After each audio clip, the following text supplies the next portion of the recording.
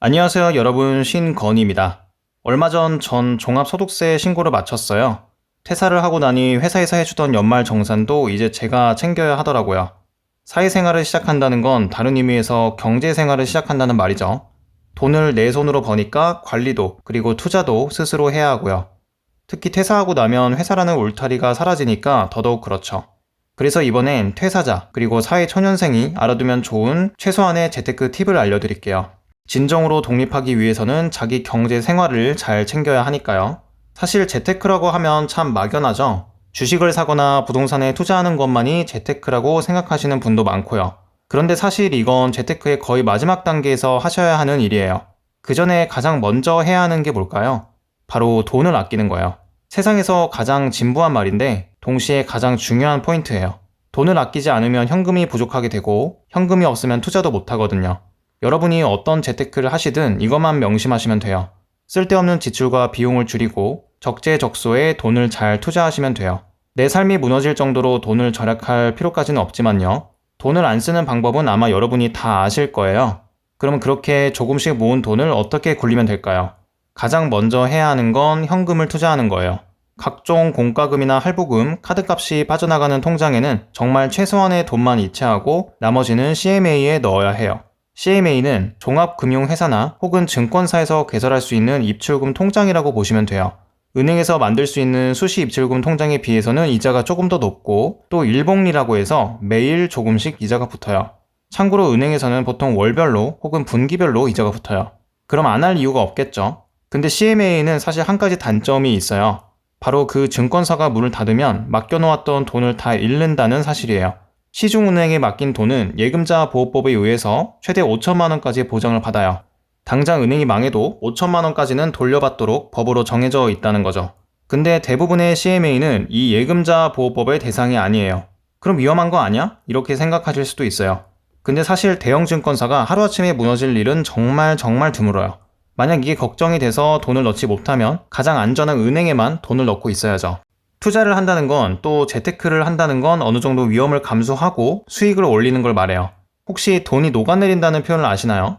요즘 인플레이션 때문에 물가가 오른다는 말을 많이 들으시죠? 물론 이게 최근에는 더 심해진 경향은 있지만 물가는 보통 올라요.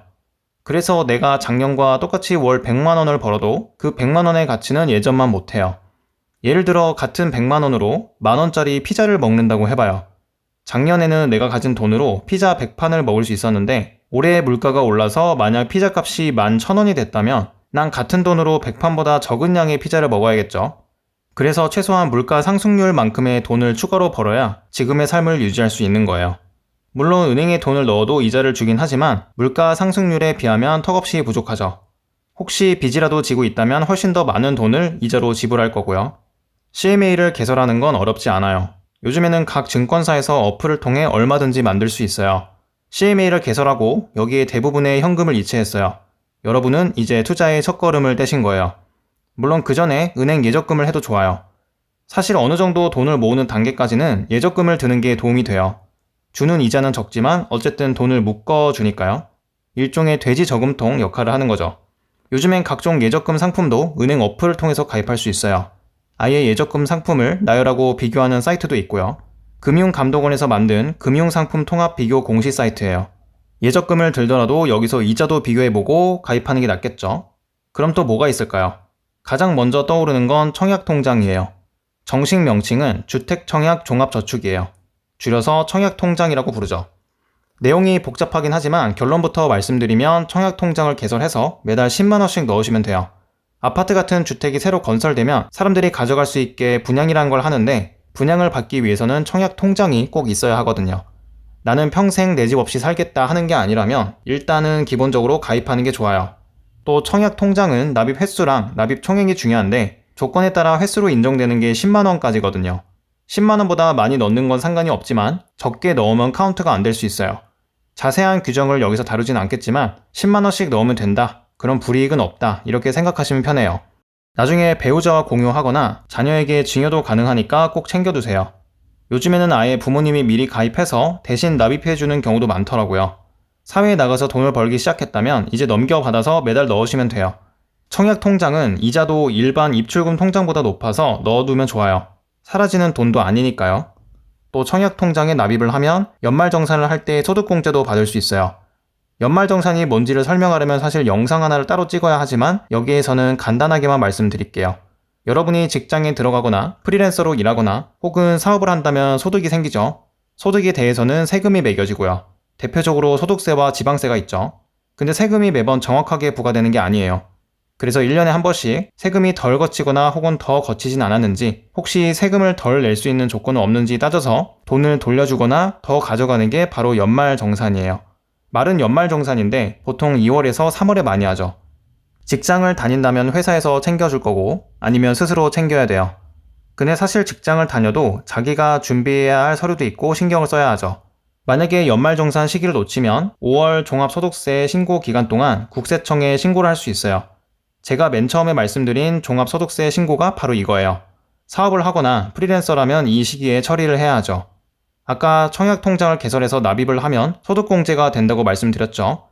반면 세액공제라는 개념도 있어요. 소득공제는 세금을 매기는 기준이 되는 소득 구간을 낮춰주는 거고, 세액공제는 아예 세금 자체를 줄여주는 거예요. 여러분이 청약통장에 납입을 하거나 기부를 하거나 카드를 많이 쓰거나 하면 각종 공제를 받을 수도 있어요. 그래서 같은 돈을 쓰더라도 누구는 세금을 환급받고 누구는 오히려 더 내는 거예요. 최대한 큰 액수를 공제받는 게 좋겠죠. 물론 공제를 받겠다고 카드를 더 열심히 써대면 그건 앞뒤가 바뀐 거겠지만요. 이번엔 정말 최소한의 재테크를 알아봤어요. 내가 사회인으로서 경제생활을 하고 있다고 하면 알고 있어야 할 최소한의 정보를요. 그럼 다시 한번 정리해 볼게요. 첫째, 돈을 아낀다. 둘째, 아낀 돈을 CMA에 넣는다. 셋째, 매달 10만 원씩 청약통장에 넣는다. 넷째, 연말정산 혹은 종합소득세 신고를 할 때 최대한 소득공제 그리고 세액공제를 받는다. 처음 보는 분들은 머리가 아플 수 있어요. 이미 이 정도는 실천하고 있는 분도 많을 거고요. 다음에는 최소한을 넘어서 기본적인 재테크 방법에 대해 알려드릴게요. 소중한 내 자산을 지키고 늘려갈 수 있는 방법이에요. 여러분도 다 아시겠지만 돈은 참 중요해요. 사치를 부리고 뭐든지 마음대로 살 수 있어서 중요한 게 아니라 최소한의 자유와 독립을 보장해주니까요. 매번 돈에 쪼들리고 또 끌려다니면 제가 이 채널에서 말씀드리는 독립적인 삶은 살기가 어려워요. 기본적인 재테크 지식을 가지고 있어야 하고 또 실천도 해야 하죠. 앞으로 추가적인 영상을 통해서 도움이 되는 정보를 계속 말씀드릴게요. 혹시 하고 싶은 얘기 있으면 댓글로 남겨주시고요. 다음에 봐요. 안녕히 가세요.